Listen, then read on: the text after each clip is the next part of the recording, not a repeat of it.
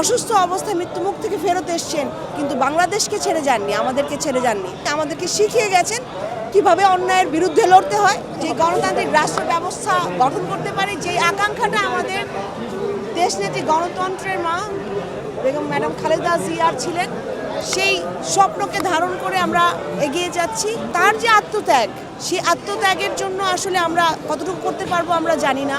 তিনি তার স্বামীকে হারিয়েছেন শহীদ প্রেসিডেন্ট জিয়াউর রহমান, তারপরে তিনি কিন্তু বাংলাদেশকে আগলে রেখেছেন, বাংলাদেশের মানুষকে আগলে রেখেছেন, আমাদের পাশে ছিলেন এবং কারাবন্দী অবস্থায় নির্যাতনের শিকার হয়েও তিনি কিন্তু অন্যায়ের সাথে আপোষ করেননি।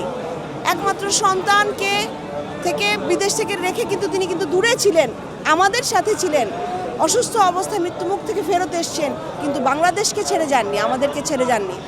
আমাদের তার একমাত্র আরেক সন্তান যে আরাফাত রহমান কোকো ভাইকে হারিয়েছেন, তার যে যন্ত্রণা এবং দুঃখ ব্যথা, সেটা নিয়ে কিন্তু তিনি আমাদের প্রত্যেকের পাশে ছিলেন। এই যে যারা হত্যাযজ্ঞের মধ্য দিয়ে আমরা এসেছি, গুম খুন বিচার বহির্ভূত হত্যা, যেগুলো যার মাঝখান থেকে স্বৈরাচার তার যে রাজত্ব কায়েম করেছিল, এই আন্দোলনে আমার আপসহীন নেত্রী দেশনেত্রী বেগম খালেদা জিয়া আমাদেরকে ছেড়ে যাননি, আমাদেরকে শিখিয়ে গেছেন কিভাবে অন্যায়ের বিরুদ্ধে লড়তে হয়, কিভাবে অধিকার আদায়ের জন্য জনগণের পাশে থাকতে হয়, বাংলাদেশের পক্ষে থাকতে হয়, বাংলাদেশের পক্ষে শোককে শক্তিতে পরিণত করতে হয়।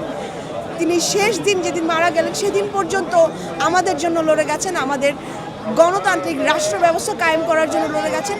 তার যে স্বপ্ন, তার যে আকাঙ্ক্ষা, তার যে নীতি, তিনি ব্যক্তিগতভাবে যে অনুসরণীয় অনুকরণীয় আচরণে ব্যবহারে আপনারা দেখেছেন। আমরা কিন্তু কোনো দিন কোনো কটূক্তি দেখিনি, আমরা কোনো দিন কোনো প্রতিহিংসা দেখিনি। আমরা যেন সেইভাবে একটা বাংলাদেশ কায়েম করতে পারি, গণতান্ত্রিক বাংলাদেশ কায়েম করতে পারি, যেটা বাংলাদেশের জনগণের জন্য, তাদের অধিকারের জন্য এবং ন্যায়ের জন্য।